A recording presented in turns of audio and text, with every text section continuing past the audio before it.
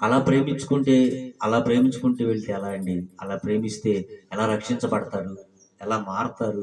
గద్దించాలి కదా, శిక్షించాలి కదా, ద్వేషించాలి కదా అని అంటారు. కానీ దేవునిలో అటువంటి భేదాలు కనిపించట్లేదు.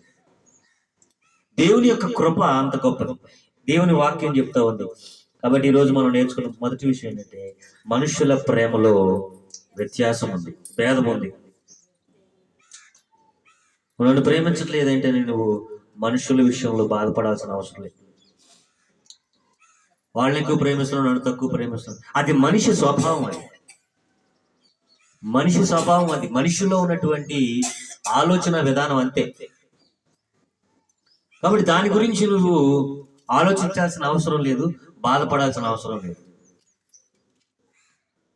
వాళ్ళు అలా ఉండకపోతే వాళ్ళని హాస్పిటల్కి తీసుకెళ్ళాలి. మనుషులు ఒకవేళ అట్లా తేడాగా ప్రేమించకపోతే అప్పుడు వాళ్ళని హాస్పిటల్కి తీసుకెళ్ళాలి. ఎందుకంటే వాళ్ళు తేడాగా ఉండారండి. మనుషులు ఉండేదే అలా ఉంటారు, మనుషులు ఉండటమే అలా ఉంటారు. కాబట్టి వాళ్ళలో వ్యత్యాసం ఏమి లేదు. ఉండటమే తేడాలు చూపిస్తారు, వేరుగా చూస్తారు. ఇష్టమైన వాళ్ళని ఇంట్లో కూర్చోబెట్టుకుంటారు, ఇష్టం లేని వాళ్ళని బయట కూర్చోబెట్టుకుంటారు. ఇష్టమైన వాళ్ళని మంచం మీద కూర్చో, రా రా రా పిన్ని రా రా అనుకుంటే మంచం మీద కూర్చోబెట్టారు. ఇష్టం లేదంటూ అడిగొచ్చా, ఖాళీ లేదు ఇక్కడ ఇంట్లో. ఓ వచ్చారు అంటారు. మనుషుల యొక్క ఉద్దేశాలు అటువంటి.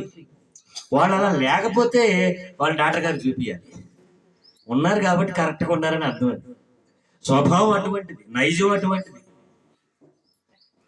దేవుడు ఏమైనా ఒకవేళ నీకు వ్యత్యాసం చూపిస్తే నువ్వు కొంచెం ఆలోచించాల్సింది. కానీ మనుషుల విషయంలో అంతగా బాధపడాల్సిన అవసరమే లేదు. ఎందుకంటే మనుషుల విధానమే అంతే. యాకోబుకి రాహేలు నచ్చింది, లేయా నచ్చలేదు. నువ్వు కొంతమందికి నచ్చుతావు, కొంతమందికి నచ్చవు. అది పెద్ద ఆలోచించదగిన ఏదో పెద్ద ఎంబీబీఎస్ క్వశ్చన్ కాదు అది. నేను వాళ్ళకి నచ్చాను, వీళ్ళకి ఎందుకు నచ్చలేదు అవసరం లేదు. ఏ అత్త ఏ కోళ్ళకి నచ్చదు అంతే. అదొక సైన్స్. అది దేవుడు చెప్తాడు. ఏ భర్త ఏ భార్యకి నచ్చడో అంతే. అది దానికోసం నువ్వు పెద్ద అదేదో ల్యాబ్లో వెళ్ళి పరీక్ష చేసి టెస్ట్ చేసి బ్లడ్ టెస్ట్ చేయాల్సిన అవసరం లేదు. అది వాళ్ళకి వచ్చిన సిస్టమ్ అంతే. అది మైండ్ సెట్ అలా సెట్ అయిపోయింది. కొంతమందికే మనం ఇష్టం ఉంటాం, కొంతమందికి ఇష్టం ఉండవు.